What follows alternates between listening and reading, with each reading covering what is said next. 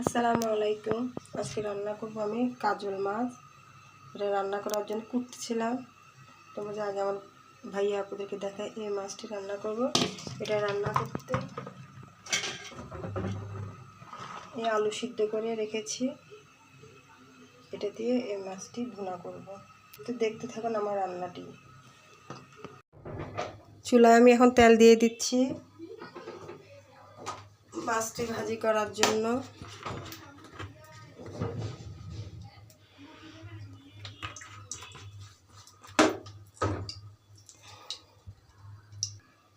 কাজলি মাছ এটা আমি চামড়া ছুলে নিয়েছি মাংসের মতো ভুনা করার জন্য। এখন আমি লবণ আর হলুদ দিয়ে মেখে রেখেছিলাম, সেটা এখন তেলে হালকা ভেজে নেব। মাছ ভাজিটা হয়ে গেছে, হালকা করে ভেজে নিয়েছি।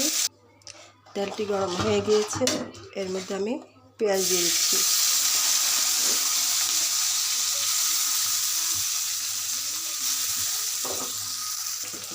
পেঁয়াজটি হালকা লাল হয়ে ভাজে নিয়েছি। এখন আমি এখানে রসুন আর পেঁয়াজ দিয়ে দিচ্ছি বাটা। এটা ভালো করে ভেজে নেব। পরিমাণ মতো লবণ দিয়ে দিচ্ছি।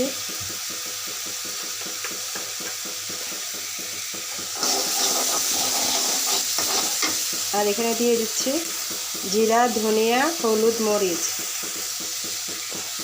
কষানোর জন্য একটু পানি দিয়ে দিচ্ছি, নাহলে মশলাটা পুড়ে যাবে। মশলাটি কষানো হয়ে গিয়েছে, এর মধ্যে আমি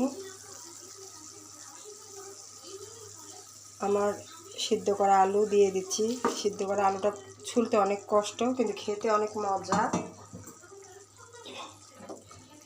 এখন আমি এই মশলার সাথে এগুলোকে ভালো করে আর একটু কষিয়ে নেব। তার মধ্যে আমার কাজলি মাছ ভাজি করে নিয়েছি, ছোট ছোট টুকরা করে ঢেলে দিচ্ছি।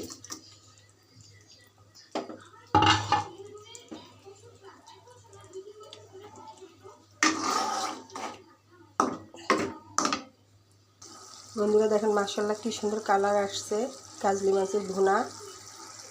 এটা এখন ভালো করে কষিয়ে নেব। কষানো হয়ে গিয়েছে, লাড়ানো যাবে না, লাড়াতে গেলে মাছটা ভেঙে যাবে। মাছটা খুবই নরম মাছ। আমি গরম পানি করে রেখেছিলাম, সেটা আমি দিয়ে দিচ্ছি।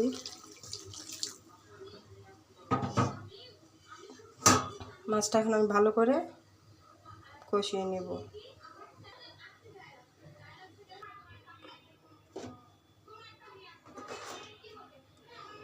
দেখুন আমার তরকারিটি হয়ে গিয়েছে।